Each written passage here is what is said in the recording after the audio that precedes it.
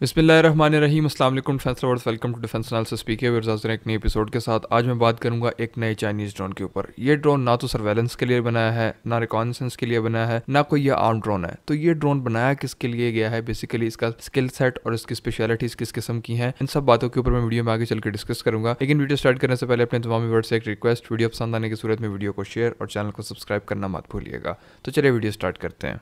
आए 21 मिनट रह के दिखाएं पाकिस्तान की एयर स्पेस में। तब आओ ना, लड़ना है चलो लड़ते हैं। पाकिस्तान रिटेलिएट करने का सोचेगा नहीं, पाकिस्तान रिटेलिएट करेगा। Why are we not winning in Afghanistan? One word, Pakistan.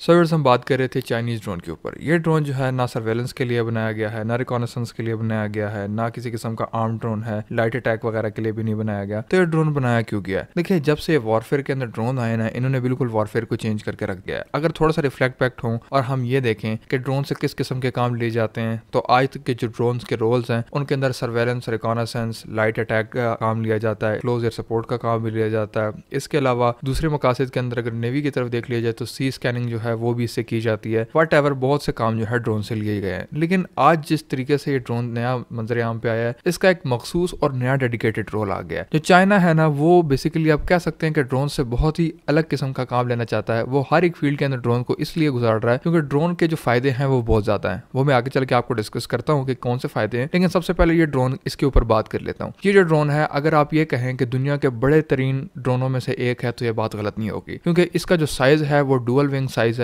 इसके अलावा एक नहीं, दो नहीं, इसके ऊपर पूरे 4 इंजन लगा दिए हैं। क्यों लगाए हैं? ताकि इसको ज्यादा पावर मिले। ज्यादा पावर इस ड्रोन को क्यों जरूरत है? इसकी जो पेलोड कैरिंग कैपेसिटी है वो बढ़े। अब वो क्यों बढ़ाना चाह रहे हैं? बेसिकली ये ड्रोन जो है डेडिकेटेड कार्गो ड्रोन बनाया गया है। इससे पहले कार्गो के लिए आप बड़े बड़े जहाज इस्तेमाल करते हैं या लाइट कार्गो के लिए आप हेलीकॉप्टर्स इस्तेमाल करते हैं। ये भी मैं बताता हूँ कि किस तरीके से जो है ये ड्रोन बेहतर है उनसे। देखिए, आपने अगर कोई भी हेलीकॉप्टर मेंटेन करना है तो उसके लिए आपको इसके मेंटेनेंस का क्रू अलग रखना होगा। उसके अंदर जो है आपने एक पायलट अलग से बिठाना है। आपने जो पायलट हेलीकॉप्टर के अंदर बिठाना है उसकी भी काफी सारी लिमिटेशंस हैं। और उसके बावजूद भी हेलीकॉप्टर जो है, मैंने कभी नहीं सुना कि वो 12 से 15 घंटे तक उड़ा हो। एक नॉर्मल ड्रोन्स की जो एंड्योरेंस टाइम है उसका आप देखते हैं कि 20-22 घंटे की जो नॉर्मल ड्रोन्स की एंड्योरेंस टाइम है। ये कार्गो ड्रोन है, इसका थोड़ा सा कम करके आप 10-12 घंटे कर लें। लेकिन आपने कभी भी ये नहीं सुना होगा कि कोई हेलीकॉप्टर है या कोई कार्गो एयरक्राफ्ट है वो 10-12 घंटे उड़ा है। क्यों? क्योंकि उसके अंदर जो क्रू बैठा हुआ है वो डेफिनेटली ह्यूमन मशीन है, तो ह्यूमंस की अपनी भी लिमिटेशंस हैं। उसको आप 8 से 10 घंटे तक मैक्सिमम उड़ा सकते हैं, इससे ज्यादा आप उसको उड़ा नहीं सकते, क्योंकि एक तो उसके अंदर फ्यूल कम हो जाता है उसकी, और जो इंजन और उसकी मशीनरी है वो इस किस्म की डिजाइन नहीं है कि आप इसको 12-12, 15-15 घंटे तक उड़ा सकें। इसके अलावा जो उसके अंदर अमला बैठा हुआ है, डेफिनेटली वो भी एक टाइम तक फोकस कर सकता है, उसके बाद उसकी भी लिमिटेशन है, वो भी उसको भी आपने ग्राउंड पे लेके आना है। तो ये चीज जो है ये बहुत ज्यादा मैटर करती है। उसके अलावा अगर आप देखें, ड्रोन्स बहुत ज्यादा इंपॉर्टेंट इस वजह से है कि ये जेब के ऊपर हल्के हैं, इसको ज्यादा मेंटेनेंस की जरूरत नहीं पड़ती। आपने एक ड्रोन उड़ाना है, उसके अंदर अगर आपने कार्गो रखना है, आप उसके अंदर कार्गो रखें, उसके अंदर आपके पास स्पेस भी ज्यादा होती है। जहां पर भी आपने मशीन के अंदर ह्यूमन बिठाना है तो उसके लिए आपको काफी ज्यादा अकोमोडेशन जो है वो ह्यूमन के लिए अलॉट करनी पड़ती है। ये एक फैक्ट है। आप उसी की जगह जो है अंदर कार्गो रख सकते हैं किसी भी ड्रोन के अंदर। दूसरी बात यह है कि ड्रोन जो कंपैटिबिलिटी है उसकी बहुत ज्यादा है, इसको कोई ज्यादा बड़ा एरिया चाहिए नहीं होता। ठीक है, एक सफिशिएंट रनवे तो चाहिए होता है ड्रोन को लैंड करने के लिए। किसी भी हैवी कार्गो एयरक्राफ्ट के मुनासबत से, जिस तरह के C-17 ग्लोब मास्टर है, जिस तरह C-130J है, या अगर आप रशिया की तरफ आ जाएं तो उनके अपने जो है वो एक बड़े बड़े कार्गो एयरक्राफ्ट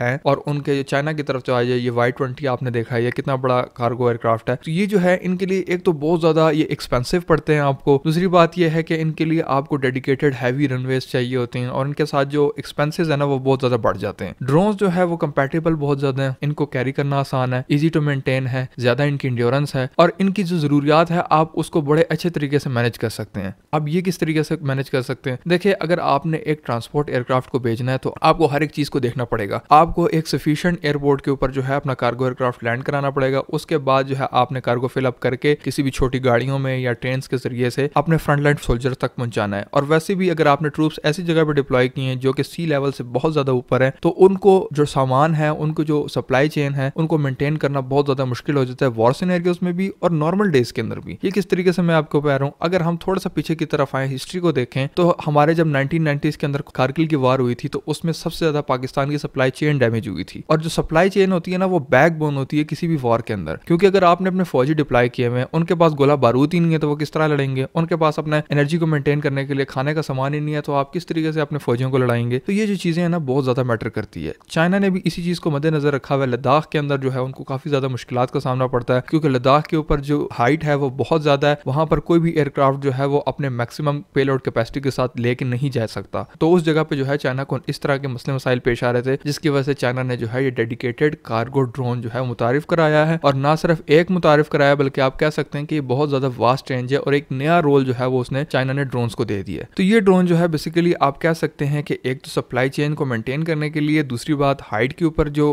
आपके ट्रूप्स हैं उनकी जो सप्लाई चेन है उनको मेंटेन करने के लिए बनाए गए हैं। इसके अलावा जो है ये इजी टू मेंटेन है और कॉस्ट के ऊपर भी चीपर है, और इनको आप ज्यादा नंबरों के अंदर कहीं पर भी भेज सकते हैं। इसके ऊपर आप रिस्क भी ज्यादा ले सकते हैं क्योंकि ये अनमैन्ड एयरक्राफ्ट है। तो मतलब ये है कि फायदा ही फायदा है आपको। ये बिल्कुल आप अपने जो हैवी ट्रांसपोर्ट एयरक्राफ्ट है उनको बिल्कुल फेज आउट नहीं कर सकते, क्योंकि उसके अंदर किस किस्म का कार्गो कैरिंग कैपेसिटी है वो एक अलग लेवल के ऊपर है। लेकिन जो छोटे छोटे काम है जो आपको रोजमर्रा के अंदर करने पड़ते हैं उसके अंदर मतलब आपका ये एमिनेशन आ जाता है, छोटा छोटा गोला बारूद वगैरह, गन्स वगैरह या बुलेट्स वगैरह या दूसरे छोटे आर्म्स जो होते हैं उनको आप सप्लाई कर सकते हैं इस ड्रोन के जरिए से। जो फूड की जो रिक्वायरमेंट्स होती है ट्रूप्स के ऊपर तो वो जो है आप इस ड्रोन के जरिए से कैरी कर सकते हैं। तो ये काफी जो है इंपॉर्टेंट है अपनी अगर सप्लाई चेन आपको मेंटेन करनी है, और छोटे छोटे लेवल के ऊपर अगर आपने किसी किस्म का असला बारूद जो शिफ्ट करना है उसके लिए आपको बड़ा एयरक्राफ्ट लेके जाना नहीं पड़ेगा। तो ये इसके कुछ फायदे हैं। नुकसानात वगैरह आप देख सकते हैं कि इसका जो डाटा लिंक सिस्टम है वो डिस्कनेक्ट होने के बाद आपके जो लॉसेस हैं वो भी बढ़ सकते हैं। लेकिन डेफिनेटली वो मैन एयरक्राफ्ट के साथ भी यही मसला हो सकता है, अगर उनका भी अपना डाटा लिंक वो डिस्टर्ब हो जाए और उनके कमांड स्टेशन से उसका राब्ता टूट जाए तो बड़े एयरक्राफ्ट को भी ये नुकसान झेलना पड़ता है। तो ये कोई बड़ी बात नहीं है। तो व्यूअर्स ये थी आज की वीडियो, आज की इन्फॉर्मेशन होपफुली आपको पसंद आई होगी। वीडियो पसंद आने की सूरत में वीडियो को शेयर, चैनल को सब्सक्राइब और कमेंट सेक्शन में अपनी राय का इजहार करना मत भूलिएगा। वीडियो आखिर तक देखने का बहुत बहुत शुक्रिया। मैं आपसे मिलता हूँ नेक्स्ट वीडियो में, तब तक के लिए अल्लाह हाफिज। पाकिस्तान